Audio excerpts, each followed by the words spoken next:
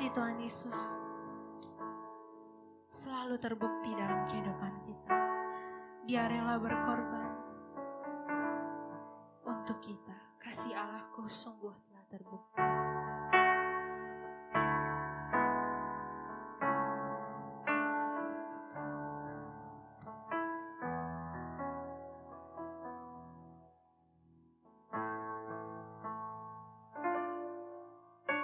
Kasih Allahku sungguh telah terbukti ketika Dia serahkan anaknya. Kasih Allah mau berkorban bagi kau dan aku. Tak ada kasih seperti kasih-Mu, kasih Allahku. Kasih Allahku sungguh telah terbukti ketika Dia serahkan anaknya. Kasih Allah mau berkorban bagi kau dan aku.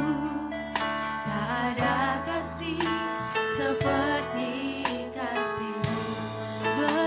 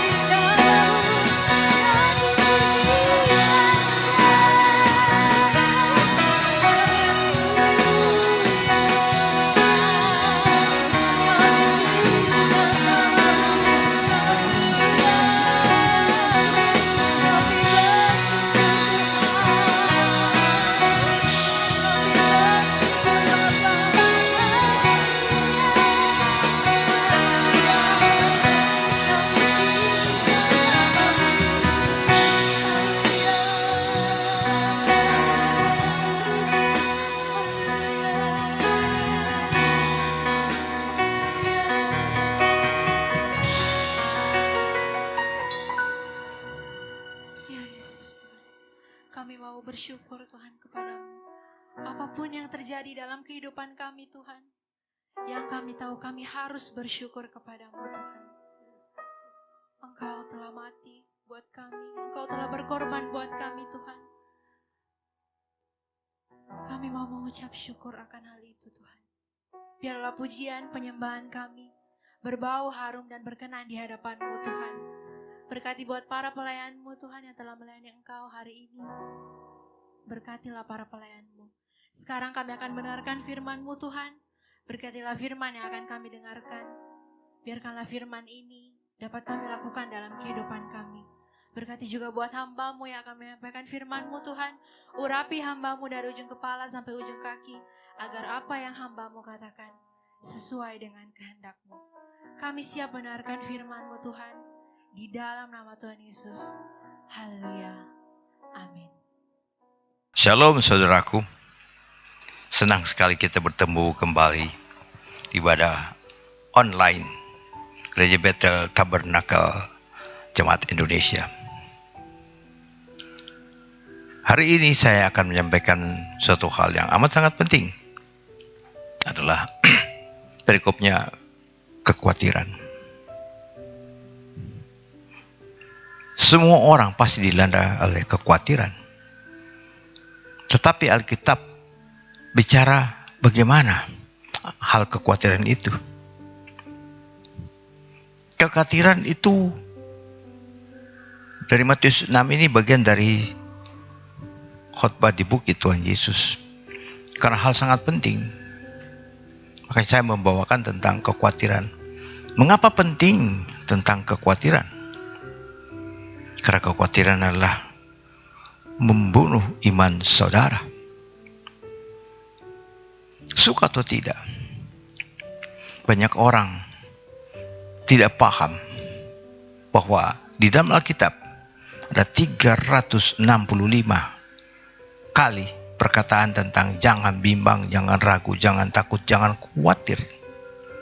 Artinya setiap hari kita diingatkan tentang hal ini. Ada 3 pertanyaan. Benarkah seorang yang hidup dikuasai oleh kekhawatiran tidak akan bertumbuh imannya? Yang kedua, mengapa kita tidak perlu khawatir akan hidup ini? Dan yang ketiga, bagaimana agar hidup kita tidak diganggu oleh kekhawatiran? Saya membaca Matius 6 ayat 25 sampai 34, tetapi saya membaca sampai 26 saja, 27 saja. Matius 6 ayat 25. Karena itu aku berkata, janganlah khawatir akan hidupmu, akan apa yang hendak kamu makan atau minum, dan janganlah khawatir pula akan tubuhmu, dan apa yang hendak kau pakai. Bukankah hidup itu lebih penting daripada makan, dan tubuh itu lebih penting daripada pakaian? Ayat 26. Pandanglah burung-burung di langit yang tidak menabur, tidak menuai, dan tidak mengumpul bangkal di dalam lumbung, namun dimakan oleh Bapamu yang di surga. Bukankah kamu jauh melebihi burung-burung itu? Ayat 27. Siapakah di antara kamu yang karena kekhawatirannya dapat menambahkan sehasta saja dalam hidupnya? Kata sehasta ini, satu hasta 45 cm. Tapi kalimat sehasta ini hanya suatu istilah figuratif. Ini bicara tentang waktu atau usia atau umur. Kalau di kalimat pertama di ayat 25, karena itu melihat perikop di belakang, hal mengutuhkan harta.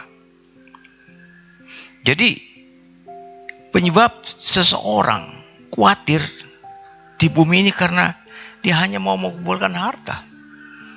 Bukan harta di surga, tapi harta di bumi. Kekhawatiran atau ketakutan hidup membuat seorang tidak berfokus pada Tuhan yang menyertai kita ini. Karena kekhawatiran itu kita punya fokus keluar dari tujuan kita terhadap hidup kita. Nah, kekhawatiran kalau diambil dari Kamus Besar Bahasa Indonesia, artinya perasaan kecemasan, takut, gelisah, cemas terhadap hal yang belum diketahui dengan pasti. Ini semua karena kejatuhan Adam dan Hawa sehingga kami mengalami hal itu. Kekhawatiran itu kita memikirkan hal-hal yang 95% tidak akan terjadi. Yang terjadi cuma hanya 5%. Jadi fokusnya kita pada hal yang 5% kita besar-besarkan. Padahal itu belum tentu terjadi. Kita tidak perlu mengizinkan kekhawatiran menguasai hidup kita. Karena kekhawatiran itu membunuh iman kita. Kalau kita lihat istilah sekarang, orang miskin berkata, kita makan apa? Kalau orang yang menengah, rata-rata memiliki punya uang segala macam, berkata, kita makan di mana? Dan orang kaya berkata, kita makan siapa? Kalimat kunci adalah marilah kita membuang kekhawatiran karena kekhawatiran adalah pembunuh iman. Pertanyaannya adalah, mengapa kekhawatiran sebagai pembunuh iman? Atau apa sajakah alasan kekhawatiran sebagai pembunuh iman? Bagian yang penting ada 3 hal. 1, kekhawatiran tidak pernah memberikan jalan keluar. Yang kedua, kekhawatiran tidak pernah memberikan kepuasan batin. Yang ketiga, kekhawatiran tidak akan pernah memberikan pertumbuhan iman. Saya akan bahas satu persatu. Kekhawatiran tidak pernah memberikan jalan keluar. Banyak orang berfokus pada kebutuhan hidup, makan, minuman, dan pakaian, bukan pada tujuan atau arti hidup itu sendiri. Kita jauh lebih berharga daripada burung-burung. Kita diciptakan di dunia ini oleh satu tujuan, satu purpose dalam hidup kita.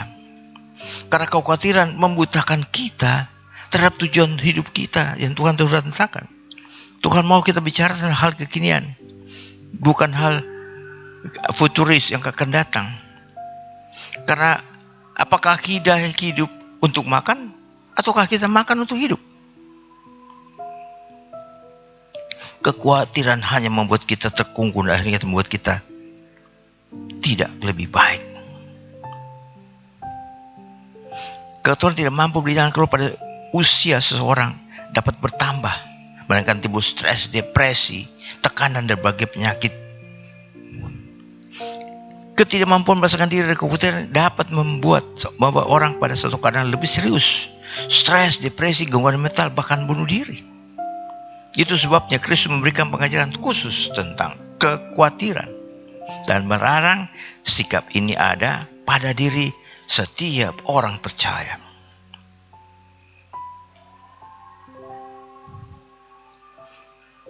Sebuah majalah kesehatan memberikan 10 penyakit yang menyerang orang-orang yang khawatir atau stres. Pertama, sakit kepala, ngilu, kram, gusi berdarah, mimpi buruk, sakit perut, ulu hati, kulit gatal sampai alergi. Dan stres membuat hormon endorfin atau kegembiraan yang tersumbat sehingga otot pembuluh saraf dalam tubuh menjadi sakit. Dan itu menurunkan kekebalan tubuh dan memicu berbagai penyakit kronis. Ayub 3:25 mengatakan, apa yang kutakutan mendatangiku, apa yang kekhawatiran itu menimpaku. Ini artinya apa yang kita pikir itu akan mendatangi kami. Karena kita tahu Tuhan itu Jehovah Jireh. Apa yang Tuhan tidak bisa sediakan buat kita? Pertanyaan adalah, apa kita hidup berserah pada Tuhan atau berserah pada fokus kita sendiri? Tuhan tidak akan membiarkan saudara dan saya untuk hidup di dalam kelaparan. Tidak mungkin. Tidak mungkin. Yang kedua, kekhawatiran tidak akan pernah memberikan kepuasan batin. Nah, kalau kita melihat bahwa apa sebetulnya dimaksud sini, orang yang percaya sungguh tidak akan khawatir melihat firman Tuhan jauh melebihi dari bunga bakung. Orang yang khawatir imannya kecil. Dikatakan, hai kamu yang kurang percaya, Tuhan mengingatkan supaya jangan khawatir. Bangsa-bangsa tidak mengenal Allah lebih kerja keras untuk memperoleh kekayaan. Kekayaan tidak akan pernah memberikan kepuasan. Kepuasan maksudnya kepuasan batin, yaitu sukacita, keremehan, dan ucapan syukur. Bangsa Israel yang bersungguh-sungguh tidak masuk ke tanah Kanaan karena khawatir atau takut. Contoh 10 pengintai di padang gurun, kita lihat bangkai akan berhamburan, yakni semua orang yang dicatat tanpa kecuali yang berumur 20 tahun ke atas, karena mereka telah bersungguh-sungguh pada Tuhan. Ketakutan seperti penyakit menular. Bangsa Israel mati di padang gurun ketika ditakuti oleh Goliat. Saul melihat itu dan dia takut. Dan berikut adalah ketakutan membuat putus asa. Elia, salah satu nabi luar biasa yang baru saja mengalahkan 800 orang nabi palsu. Kemudian diancam oleh Isabel dan dia ketakutan. Dan dia lari. Nah, pertanyaan adalah agar tidak khawatir hanya sederhana. Serahkanlah hidupmu kepada Tuhan dan percaya kepadanya, dan dia bertindak. Mazmur 37:5. Kata serahkan di sini adalah satu hubungan yang dekat. Saya tidak mungkin menyerahkan barang saya pada saudara kalau jarak Anda lebih dari 2 meter. Saya lempar berarti. Kalau serahkan itu memiliki hubungan kedekatan, memiliki jarak yang intim, baru saya bisa serahkan. Jadi pertama saya bisa serahkan masalah saya kepada Tuhan ketika satu, saya harus dekat kepadanya sehingga saya bisa serahkan. Sangat mudah sekali. Seorang menyerahkan apa saja, mesti orang itu jaraknya kurang dari 1 meter sehingga dia bisa serahkan dari tangan ke tangan. Itu penting. Dan dikatakan juga oleh Paulus, serahkan segala kepentingan padanya, sebab dia yang melihara kamu. Jangan ada kamu khawatir tentang apa saja. Nyatakan dalam segala hal keinginanmu kepada Allah dalam doa dan permohonan dengan ucapan syukur. Filipi 4 dan 5. Mazmur 55:3. Serahkanlah khawatirmu pada Tuhan, maka Ia akan memelihara engkau. Tidak untuk selama-lamanya dibiarkannya orang benar itu goyah. Dan kita tahu bahwa itu semua itu pasti. Tuhan berikan selalu jalan keluar. Pencobaan yang kita alami tidak memiliki kekuatan kita memikulnya, tapi Tuhan berikan jalan keluar bagi mereka yang mau dekat sama Tuhan. Jadi kalimatnya, kalau kita datang pada Tuhan, apapun masalah perhubungan kita, Dia adalah jawaban. Dan Dia tidak pernah mengecewakan kita. Orang yang harus setia berseru dalam kesetiaan. Yang ketiga, kekhawatiran tidak akan memberikan pertumbuhan iman. Apa dimaksud dengan pertumbuhan iman? Seseorang yang khawatir, ia akan terus bekerja sesuatu yang fana, itu harta benda. Kita kembali lagi tadi bahwa apa yang Tuhan maksud buat kita di sini untuk hidup bagaimana? Jadi kita terus bekerja untuk sesuatu yang fana, yaitu harta benda, padahal kita lupa. Roh dan jiwa kita itu perlu kita maintain, kita jaga, sehingga dia makin hari makin kuat. Sebab di dalam Kristus kita pasti selamat. Tetapi di dunia ini kita mengalami hal itu karena kita sendiri yang membuat hal yang itu.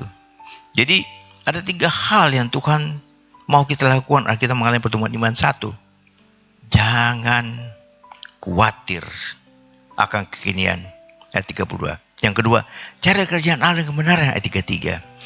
Yang ketiga, jangan khawatir, ayat 34. Nah, kata carilah kerajaan Allah, bahasa Inggrisnya seek, bukan search. Kata seek ini artinya kita mencari sesuatu yang jelas, dengan antusias, dengan penuh semangat, dan terus menerus. Itu katakan carilah. Dalam bahasa Inggris katakan seek, not search. Ya, ini hebatnya di sini katakan bahwa kata seek itu luar biasa. Karena kita tahu bahwa ketika serius kita mencari, Tuhan melihat hati kita yang fokus kepadanya. Dan dikatakan bahwa mencari dari kata kerja seteo, benar dan menuju kepada tradisinya keasikan terus menerus mencari sesuatu bersungguh-sungguh dan tunggu memperoleh sesuatu. Para pengikut Kristus diminta untuk mendoakan kerjaan Allah dan kebenarnya atas segala hal. Jadi masuk kerjaan Allah itu berhubungan dengan otoritas Tuhan. Makanya Allah adalah pemerintah Allah sebagai raja dilakukan di surga di bumi. Makna seteo adalah mencari yang usaha penuh secara terus-menerus atau berkelanjutan. Tidak hentinya. Di dalamnya ada gairah, semangat, giat, dan penuh ketekunan untuk memuliakan Tuhan. Selanjutnya kata kebenaran. Kebenaran ini artinya kita mentaati semua perintah Tuhan, memiliki kebenaran Tuhan dalam Kristus, dan kita harus terpisah dari dunia. Itu keinginan daging kita harus terpisah itu. Kemudian orang yang mencari Tuhan, dia akan giat mengikuti Tuhan dengan peduli dan tidak khawatir akan keadaan saat ini. Hidup berusaha memuliakan Tuhan dan melakukan kehendak-Nya, dan tidak akan takut akan selamat, tetap berpegang teguh pada Kristus. Hanya ada dua pilihan mencari Tuhan, digambarkan di atas, yaitu menjadi kutiran, menjadikan Tuhan jasa segalanya, serta fokus hidupnya membiarkan kutiran membunuh, tidak membiarkan kutiran membunuh imannya. Oke, kesimpulan. Kekutiran adalah pembunuh iman dan tidak akan pernah memberikan satu. Kekurangan tidak pernah memberikan jalan keluar, tidak akan pernah ada solusi, malah menimbulkan stres, depresi, sakit jiwa, hingga sampai berniat mengakhiri diri sendiri. Yang kedua, kekhawatiran tidak akan pernah memberikan kepuasan batin, tidak pernah ada sukacita, kedamaian, dan ucapan syukur, malah menimbulkan berbagai penyakit. Dan yang ketiga, kekhawatiran tidak akan pernah memberikan pertumbuhan iman, tidak mampu menghadapi kenyataan hidup, terfokus pada diri sendiri dan takut menghadapi masa depan. Demikian saudara, firman ini kiranya menjadi rema dalam kita. Karena kita tahu kita berada di situasi pandemi, Tuhan selalu bersama kita. Amin. Mari kita berdoa. Terima kasih Bapa yang baik. Apa yang Kau sudah sampaikan pada beliau, isi hatimu, khususnya buat kami Tuhan, supaya kami hidup berfokus saja kepada-Mu, bukan pada kebutuhan jasmani, tapi kita pikirkan bagaimana kehidupan kumpulan kita sebagai tujuan hidup yang Tuhan berikan bagi kami, yaitu menjadikan sebuah bangsa murid-Mu sehingga banyak orang diselamatkan, nama-Mu dipermuliakan seperti ini. Terima kasih Tuhan, berkati gereja Bethel Tabernakel, jemaat Indonesia dan semua jemaatnya, berkati gembalanya, berkati pengerjanya Tuhan. Terima kasih untuk pertemuan saat ini yang begitu singkat. Kami tahu semua bermakna buat kemuliaan nama-Mu. Engkau Allah yang tidak pernah membiarkan kami, tidak pernah meninggalkan kami. Terpujilah Bapa yang baik. Berkati kota Makassar, berkati Indonesia, jamaah Indonesia Tuhan, lawat Indonesia. Banyak jiwa-jiwa akan dituai. Mereka yang sakit disembuhkan, lemah dikuatkan, yang miskin diperkaya, yang kaya diberkat. Terpujilah Bapa yang baik. Jua syukur kami pada Bapa, di dalam nama Tuhan Yesus Kristus. Haleluya. Amin.